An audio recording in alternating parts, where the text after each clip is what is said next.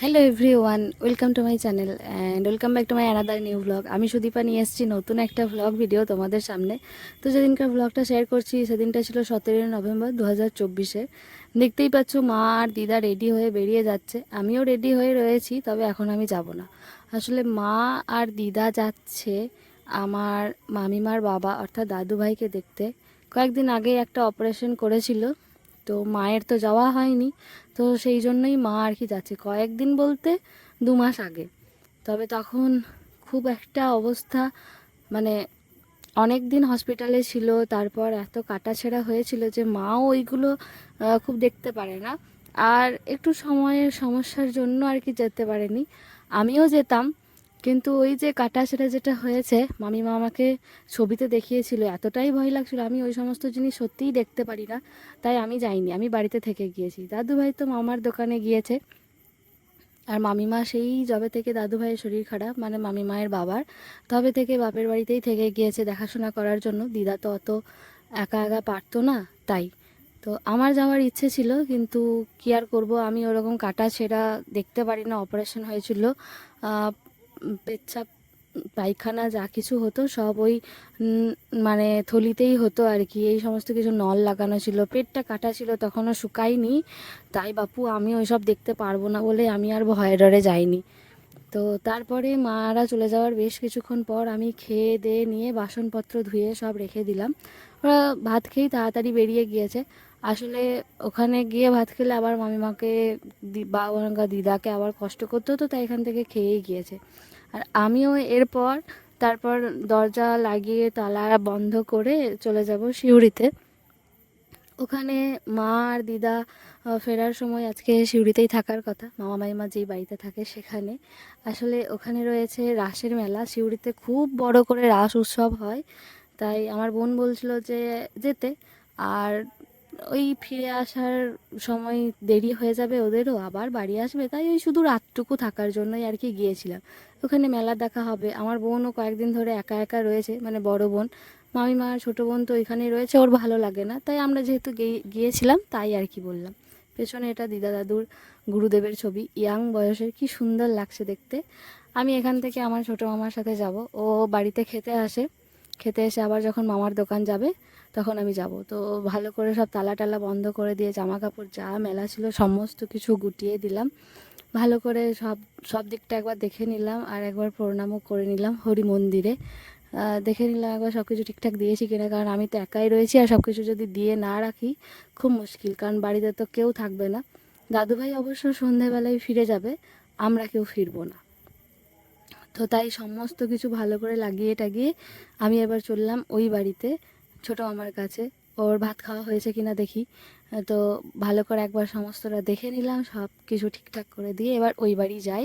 কারণ মামা ভাত খাওয়ার পর যখন বেরোবে তখন আমি ওর সাথে চলে যাব। মামার ভাত খাওয়া হয়েই গিয়েছে, আমাকে ফোন করে বললো আর কি যে চলে আসতে। এবার রেডি হবে। এই তো ওদের বাড়িতে এসে দেখছি, ওদের বাড়িতে দেখো প্রচুর সবজি লাগানো থাকে উঠোনের মধ্যেই, বেশ ভালো। মানে একমাত্র আমার এই দাদুই মানে প্রচুর প্রচুর সবজি চাষ করে। এই তো মামা রেডি, এবার যাই বাড়ি থেকে দোকানের দিকে। ওখানে কিছুক্ষণ থাকবো, তারপর মায়েরা এলে বাড়িতে যাব, ততক্ষণ দোকানেই থাকবো। এই তো মামা রেডি, তার বাহন নিয়ে, চলো যাওয়া যাক। দোকানে চলে আসার অনেকক্ষণ পরে এই ক্লিপটা করছি। দাদু ভাই এদিকে সব কিছু সামলাচ্ছে, মামা তখন দোকানে ছিল না। আর আমি বসে বসে বাইরেটা দেখছি দোকান থেকে, রাস্তা দেখছি, রাস্তায় লোকজন দেখছি। আর তখন দুপুর টাইম তো, তাই লোকজন একটু কম, বাকি স্টাফেরাও খেতে গিয়েছে। কেউ কেউ রয়েছে আর কেউ কেউ খেতে গিয়েছে, একসঙ্গে সবাই যাই না, সবাই সময় ভাগ করে নিয়ে যাই।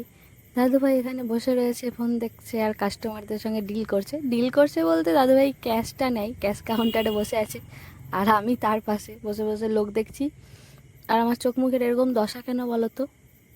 কারণ আমার ঘুম ঘুম পাচ্ছে, কিন্তু দোকানে তো আর ঘুমোতে পারবো না, আর বাড়িতে কেউ নেই বলে আমি একা একা বাড়িতে যাবও না। কেউ না থাকলে আমি ভাল লাগে না, তাই আমি যাইও না। বোন দোকানে, মামাও বাইরে, আর মামিমা তো নেই, তাই কোথায় আর কার কাছেই বা যাব, তাই দোকানই ভরসা। যখন চলে আসবে সবাই তখন একসাথে দোকানে যাব। বোনও বাড়ি থেকে তখন একসাথে বাড়িতে যাব, বোনও দোকান থেকে বাড়িতে যাবে, আর মা দিদাও চলে আসবে তখন। এই হচ্ছে আমার মামার দোকান, ফোনের দোকান। যারা সিউড়িবাসী তারা অবশ্যই জানে। এই দেখো বাইরেটা একবার ঘুরে দেখাই, মামার ছবি প্রথমেই রয়েছে। আর আমার মামার দোকানের নাম স্নেহা টেলিকম, আমার বড় বোনের নামের সাথে মিশে, মানে বড় বোনের নাম অনুযায়ী বড় বোনের নাম স্নেহা। তো এইটা কালী পুজোর সময় এরকমভাবে দোকানটাকে সাজানো হয়েছিল, সেটাই থেকে গিয়েছে। তো তোমরা যারা সিউড়িবাসী আছো তারা তো অনেকে এই দোকানে ফোন কিনতে আসো, আরও যারা বীরভূমবাসী রয়েছো তারা অবশ্যই আমার মামার দোকানে ভিজিট করো, ভালো অফারে ভালো ফোন পাবে। যারা যারা গিয়েছো তারা তারা জানো যেখানে প্রত্যেকের ব্যবহার কীরকম, কাস্টমারদের সঙ্গে ভালো ব্যবহার করা হয়। অবশ্যই জানো, আমার মামাকে দেখে মনেও হবে না যে উনি মালিক, ওনার মধ্যে সেই গাম্ভীর্যটুকু নেই। মামা সত্যিই খুব মাটির মানুষ, প্রত্যেকের সাথে খুব ভালো বিহেভিয়ার করে। আর ওখানে যারা স্টাফেরা রয়েছে তারাও ভীষণ ভালো। তোমরা যারা জানো সত্যিই জানো, মামার দোকানে ওগুলো হোর্ডিংয়ের কাজ হচ্ছিল, মাঝে মধ্যে ওগুলো কোম্পানি স্পন্সার করে, ভিভো, রিয়েলমি, নানা রকম কোম্পানি। তো সেটাই কাজকর্ম চলছিল। আর এদিকে দেখো আমি দাদু ভাইয়ের সাথে সেই ছোট্টবেলার মতো ঘুরতে বেরিয়েছি। আসলে দাদু ভাইয়ের কিছু কাজকর্ম ছিল তাই একটু বেড়াতে বেরিয়েছে। আর আমি তো ছোটোবেলায় মামা বাড়িতেই থাকতাম, তো সেখানে যখন থাকতাম তো তখন দাদুভাই ছোটোবেলায় আমাকে সাইকেলে করে বা হেঁটে হেঁটে সমস্ত জায়গা ঘোরাতো। দাদুভাই এই বয়সে এসেও, মানে 75+ এজে এসেও প্রচুর ঘুরতে পারে জানো। এই যে পুরনো বাড়িটা দেখো, পুরনো দিনের ঐতিহ্য, আমার ভীষণ ভালো লাগে এরকম পুরনো বাড়িগুলো দেখতে। দাদুভাই চারিদিকে যাচ্ছিল আর আমাকে কোনটা কি, কোথায় কি হয় না হয় সমস্ত কিছু চেনাচ্ছিল সেই ছোটোবেলার মতো। সবাই কিন্তু বাবার হাত ধরে, মানে বাবার আঙুল ধরে হাঁটতে শেখে। আমিও বাবার আঙুল ধরেই হাঁটতে শিখেছি, তবে সেটা মায়ের বাবার, মানে আমার দাদু ভাইয়ের। আমি ছোটোবেলা থেকে ওখানেই থাকতাম, ওখানেই বড় হয়েছে, আর আমার বেশিরভাগ সময় মামা বাড়িতেই কেটেছে। দাদুভাই সমস্ত কিছু আমাকে হাতে ধরে শিখিয়েছে। তো এই মুহূর্তটা আমার কাছে ভীষণ দামি, তাই আমি অবশ্যই ক্যাপচার করে রেখেছি। পুরো সাঁইথিয়াটা এক পাক ঘুরেছিলাম, তোমরা দেখতেই পেলে কোন গলিটাতে এলাম, নর্মান ফার্মেসির পাশটা দিয়ে। তো এটা দিয়ে পুরো এক পাক সিউড়ি ঘুরেছি, ভীষণ ভালো লাগছে। দাদুভাই সমস্ত কিছু মানে হাতে ধরে ধরে আমাকে যেরকম ছোটোবেলায় শিখিয়েছে, আবার যেন সেটাই ফিরে পাচ্ছি। এই জিনিসটা আমি বেশি পেয়েছি, আমার বোনেরা কেউ পায়নি, কারণ আমি ছোটোবেলা থেকে দাদু ভাইয়ের পেছন পেছন সত্যিই ঘুরে বেড়াতাম, কখনো সাইকেলে করে, বাসে করে। দাদু ভাই বিএলআরও অফিসে কাজ করতেন, তো আমি দাদু ভাইয়ের অফিসগুলোতেও যেতাম, ওখানে অনেকক্ষণ বসে থাকতাম। ঠিক যেরকম ছোটোবেলা থেকেই, মানে আমি যখন ক্লাস 5-এ পড়ি তখন মামার দোকানটা হয়, তাই মামার বাড়ি গেলেই না মামার দোকানে অনেকক্ষণ করে বসে সময় কাটাতাম। কার সাথে কীভাবে ডিল করা হচ্ছে, কী হচ্ছে না হচ্ছে, এগুলো আমি খুঁটিয়ে খুঁটিয়ে পর্যবেক্ষণ করতাম, আমার ভীষণ ভালো লাগতো। তো এই যে রাস্তাটা দিয়ে যাচ্ছি, এই রাস্তাটা দিয়ে হেঁটে হেঁটে আমি প্রথমবারই যাচ্ছি, কোন দিক দিয়ে যে কোথায় যাচ্ছি আমি নিজে সত্যিই বুঝতে পারছি না। হাঁটতে হাঁটতে চলে এসেছি কালীগতি স্কুলের ওখানে। তো এখানে এসে দেখছি এত মানুষজন কেন, গিয়ে দেখছি আচ্ছা একটা এক্সাম ছিল, চাকরির এক্সাম, তো সেই জন্যই এত স্টুডেন্ট সব। এরা তখন সেকেন্ড হাফের এক্সাম দিয়ে বেরোচ্ছিল, তো তাই জন্যই এত এত ছেলে মেয়ে। এই মন্দিরটা দেখতে অনেকটা মৌমাছি কালী মন্দিরের মতো, কিন্তু সেটা নয়। তারপর আবার হাঁটতে হাঁটতে সামনের দিকে এগিয়ে যাচ্ছি, আর সমস্ত কিছু দাদুভাই চেনাচ্ছে। সিউড়ির অলি গলি আমি যেটুকুনি চিনি সেটুকুনি দাদুভাইয়ের জন্যই চিনি, আমাকে সমস্ত কিছু দাদুভাই শিখিয়েছে, চিনিয়েছে, জানিয়েছে। এমনকি সবজি বাজার সেটাও দাদুভাই আমাকে নিয়ে যেত, আমি দাদুভাইয়ের সঙ্গে সবজি বাজার করতাম, কী করে দাম দর করতে হয়, কী করতে হয় না করতে হয়, সে সমস্ত কিছু। তারপর এই দেখো চলে এসেছি সিউড়ির কেএফসিতে। তোমরা যারা সিউড়িবাসী তাদের কাছে এটা নস্টালজিক একটা ব্যাপার। তো এখানে খাবার দাবার সত্যিই খুব ভালো। এই জায়গাগুলোতে না কালী পুজোর ভীষণ ধুমধাম হয়।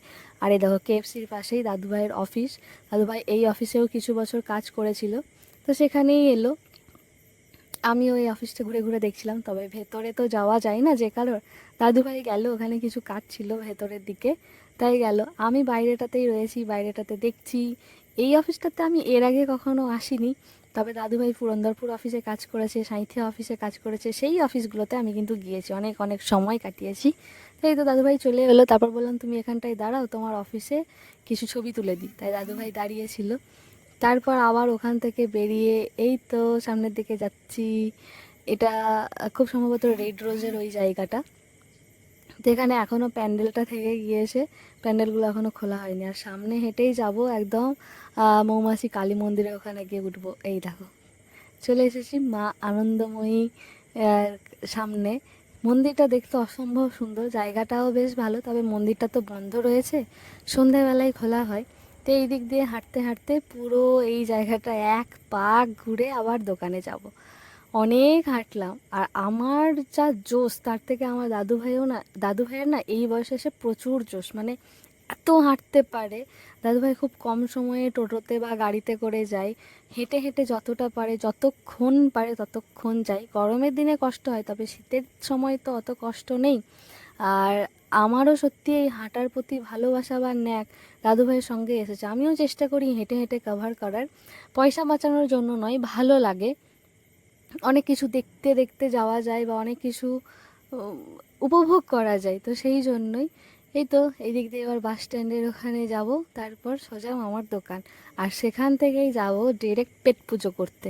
আমি তো চলে গিয়েছিলাম বোনকে না বললে, বোন রেগে গিয়েছিল। তারপর এসেই গেলাম মোমো খেতে। এটা বাস স্ট্যান্ডের ওখানেই দুজন দাদা করে, বেশ ভালো করে, খুব সুন্দর টেস্টি, ছোট ছোট হয়।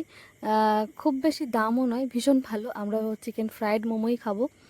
তো সেটা খাওয়া হয়ে যাওয়ার পর ফাইনালি বোন ছুটি পেয়েছে দোকান থেকে, অনেকক্ষণ থেকে অপেক্ষা করছিল।